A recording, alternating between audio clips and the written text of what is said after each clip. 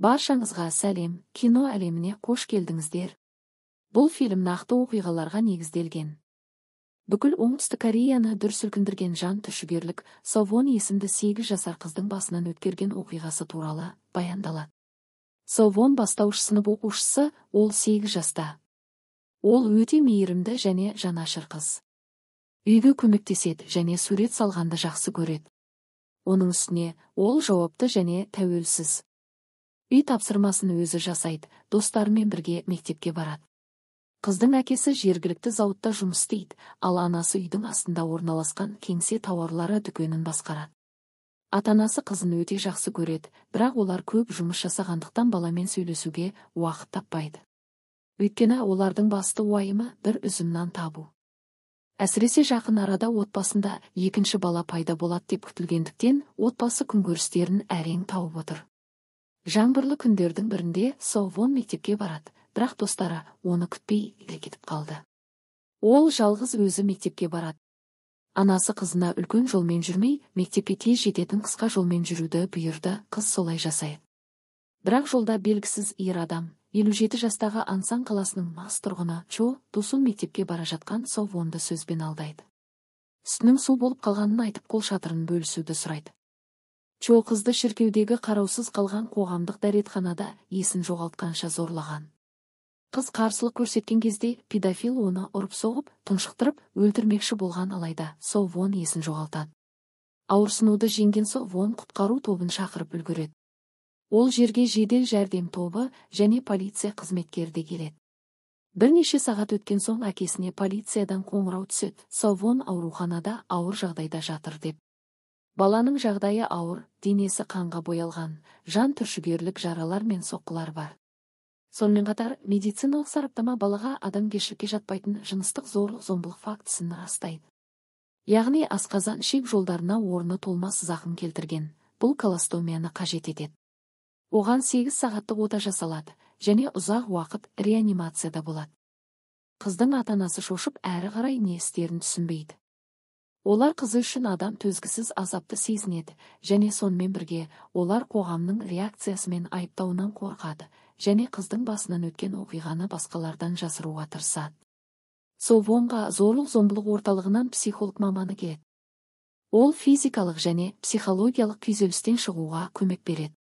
Олар хирургиялық операциядан кейін дереу бейне таспа арқылы Совоннан жауап алды. Яғни педофилдердің фото суретін біртіндеп көрсетті. Совон педофилдің бет-жүзін фото суреттен бірден таныды. Ол дәл осындай сұрақтарға 2-3 рет жауап беруге мәжбүр болды, өйткені адвокаттар айғақтарды түсінбеді. Сонымен қатар Совон тікелей қызметкерлер мен ата-анасының көз алдында жауап берді.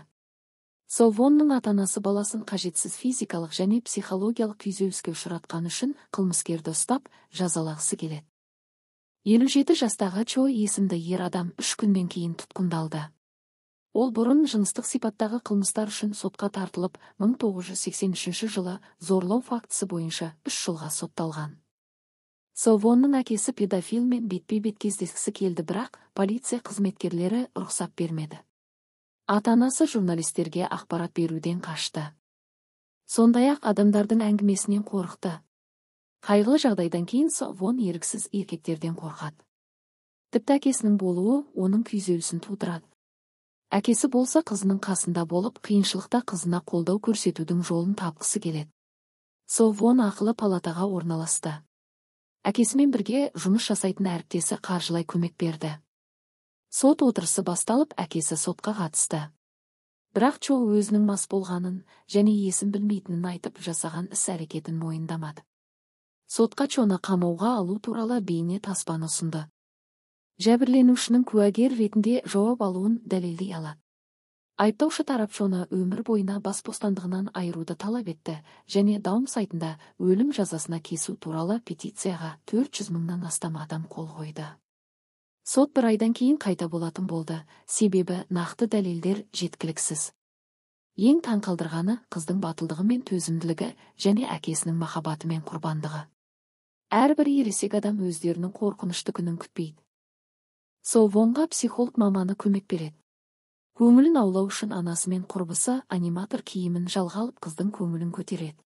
Қорқынышты оқиғадан кейін Совон мектепке баруға ұялатынын және достары әңгіме етуден қорқатынын айтады.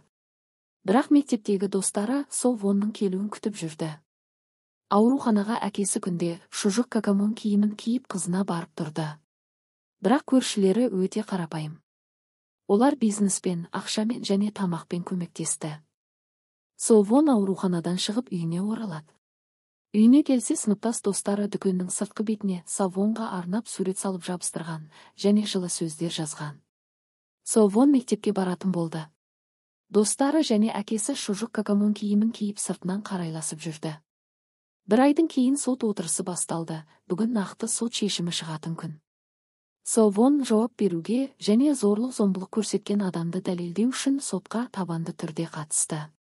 Бірақ 8 жасар қызға зорлық-зомбылық жасағанын мойындаған жоқ. Өзінің мас болғанын және есін білмейтінін айтып ақталды. Сот шешімі шығып, Чоны алкогольдік мас болу салдарынан жауапкершіліктен айырылды деп 12 жылға бас бостандығынан айырды. Мұндай жеңіл жаза халық арасында наразылық тудырды.